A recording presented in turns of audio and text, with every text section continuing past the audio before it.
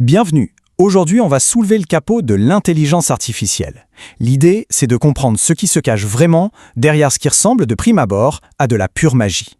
Ça commence par des petites choses du quotidien. L'écran du téléphone qui se déverrouille juste avec un regard. Hop, comme par magie. On pose une question à son téléphone sur la météo et une voix répond là, tout de suite. Ou alors, on a un problème complexe, et voilà qu'une machine est capable de rédiger une solution complète en quelques secondes à peine. On a vraiment l'impression que c'est de la magie, non? Mais en réalité, derrière tout ça, il y a autre chose. Des mathématiques, tout simplement. Alors allons voir ce qui se passe en coulisses. Ok, pour bien comprendre l'IA, le plus simple c'est de la voir comme une recette de cuisine.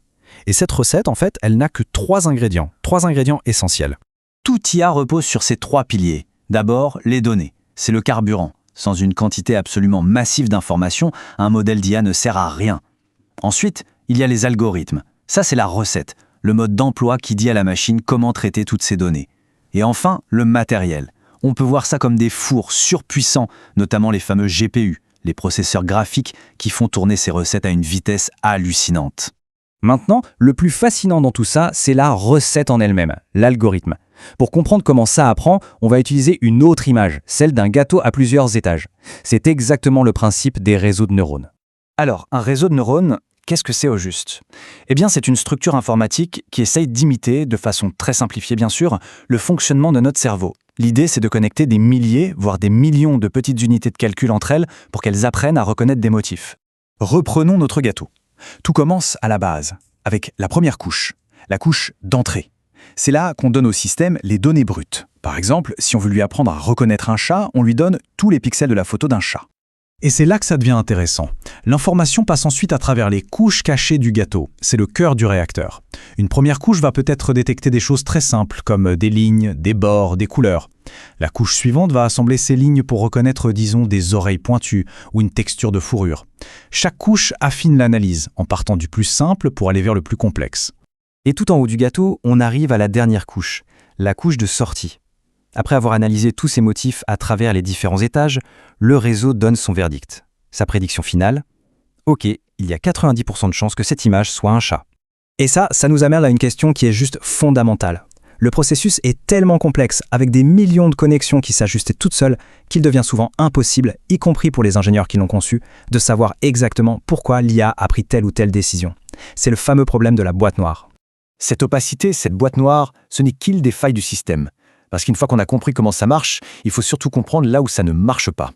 Alors parlons un peu des fantômes dans la machine. Première grande question, est-ce qu'une IA peut affirmer quelque chose de complètement faux, mais avec le plus grand aplomb, comme si elle était sûre d'elle? La réponse est un grand oui. Et voici pourquoi. C'est un point crucial à comprendre. Un modèle d'IA comme ChatGPT n'est pas programmé pour dire la vérité. Il est programmé pour être plausible. Son seul but, c'est de prédire le mot suivant le plus probable pour former une phrase qui a l'air cohérente. Parfois, la phrase la plus probable est vraie, et parfois, elle est complètement inventée, mais elle sonne juste. C'est ça qu'on appelle les hallucinations de l'IA. Autre faille majeure, les biais.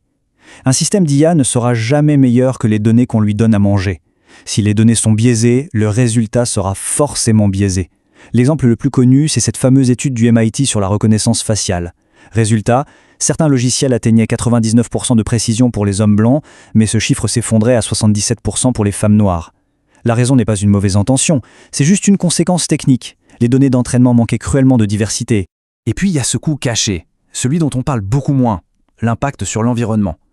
Faire tourner ces énormes modèles d'IA, ça demande une puissance de calcul absolument phénoménale et donc une quantité d'énergie folle. On estime que l'IA générative consomme chaque année autant d'électricité que l'Irlande tout entière. C'est une empreinte écologique considérable. Alors face à cette puissance, mais aussi à ces failles, la question qui est sur toutes les lèvres évidemment, c'est celle de l'emploi. Ce qui nous amène à la contrainte la plus importante de toutes, en fin de compte, la contrainte humaine. Le raisonnement de base a l'air implacable. Si une machine fait le travail plus vite, mieux et pour moins cher, pourquoi est-ce qu'on garderait un humain? C'est une vieille peur. Mais ce qui change aujourd'hui, c'est que pour la première fois, elle ne touche pas que les métiers manuels. Elle frappe en plein cœur les emplois intellectuels, c'est-à-dire le moteur de la classe moyenne. Mais cette conclusion, en fait, elle repose sur une confusion. La confusion entre deux logiques qui sont totalement différentes. D'un côté, il y a la logique d'une entreprise, prise isolément. Son but, c'est de réduire ses coûts pour maximiser son profit, c'est simple. Mais de l'autre, il y a la logique de la société dans son ensemble, qui, elle, a besoin de maintenir un équilibre pour pouvoir fonctionner. Parce que qui fait tourner l'économie? c'est la classe moyenne. C'est elle qui consomme en masse les produits que les entreprises fabriquent. Et c'est aussi elle qui, via ses impôts, finance les États, les routes, les écoles. Remplacer massivement la classe moyenne par des machines, c'est tout simplement scier la branche sur laquelle l'ensemble du système économique est assis. Ce n'est donc même pas une question de morale, c'est presque une impossibilité comptable. Sans consommateurs pour acheter et sans contribuables pour financer la collectivité, le système s'effondre. Le véritable enjeu, en réalité, ce n'est pas le remplacement pur et simple des humains, c'est de redéfinir complètement notre partenariat avec les machines. La question n'est plus si elles vont prendre des emplois, mais comment nous allons travailler avec elles. Et ce défi-là, c'est à nous et à nous seuls de le relever.